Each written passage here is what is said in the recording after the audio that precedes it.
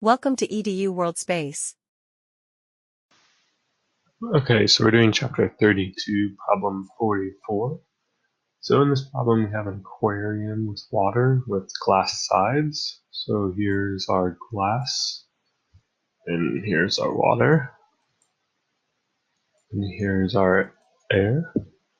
So what we have here is we have light entering in here at an angle theta.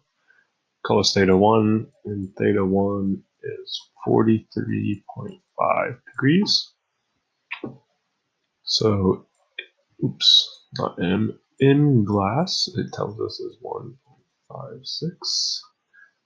In water is 1.33.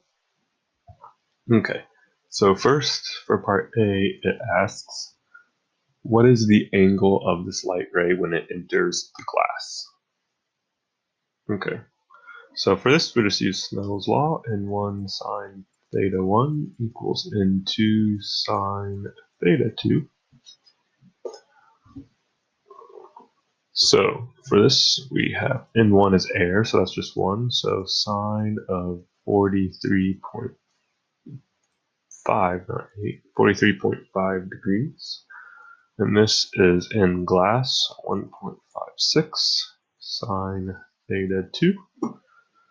And to solve this, this is theta 2 equals inverse sine of 1 over 1.56 sine of 43.5 degrees. So we can plug that in our calculator, and we should see this is 26.2 degrees. Cool. So for part B now, we want to figure out what is the angle when it enters the water. So for this, we have in glass sine of 26.2 degrees, because that's our new angle. And this is in water times sine of theta 2. So now theta 2 is the inverse sine of 1.56 over 1.33 sine of 26.2 degrees. If we plug that in our calculator, we should see here we should have theta 2 of 31.2 degrees. Cool. On to part C.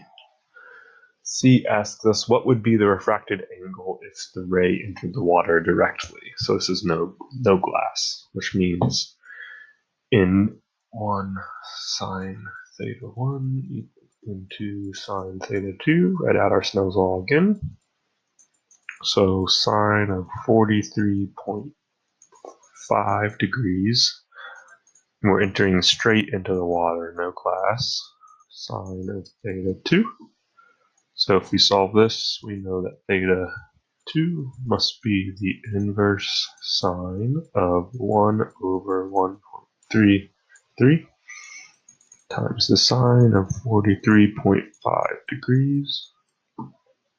Now we can plug that in our calculator, and we should see it is exactly 31.2 degrees, which is exactly this. So it doesn't really matter if we enter the light first or just go directly into the water. It's going to be at the same angle, which is very interesting.